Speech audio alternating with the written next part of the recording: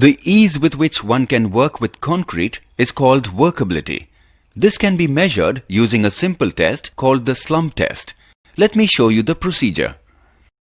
Slump cone test is a simple and popular test extensively used at sites to assess the workability of the concrete mix. The test should be conducted at the commencement of the concreting operations or whenever the workability of the concrete changes. The apparatus for conducting the slump test essentially consists of a metallic mold in the form of a frustum of a cone with a base plate. A steel tamping rod of 16 mm diameter and 60 cm height is to be used for compacting. The internal surface of the mold should be thoroughly cleaned of moisture and any hardened concrete before commencing the test. The mold is placed on a smooth, horizontal, rigid and non-absorbent surface.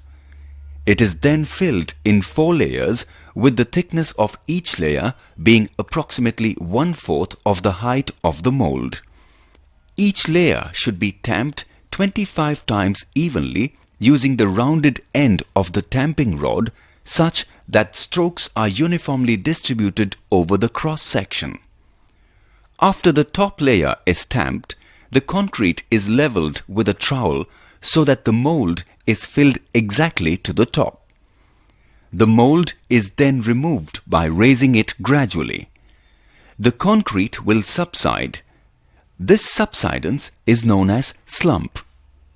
This operation shall be carried out without any jerks or vibrations and within a period of 2 minutes after completion of final tamping. The difference in level between the height of the mold and that of the highest point of the subsided concrete is measured. The subsidence measured is the slump of the concrete. The slump may either be a true slump, a shear slump, or a collapsible slump. The true slump is the desired form of slump that we require. In harsh mixes, the concrete slides down in an inclined plane. This is known as shear slump. In collapse slump, the concrete collapses as soon as the cone is removed.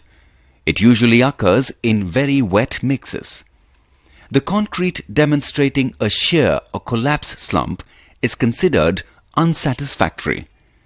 In case of slump results beyond the specified limits, the mix proportion needs to be adjusted, especially the water content.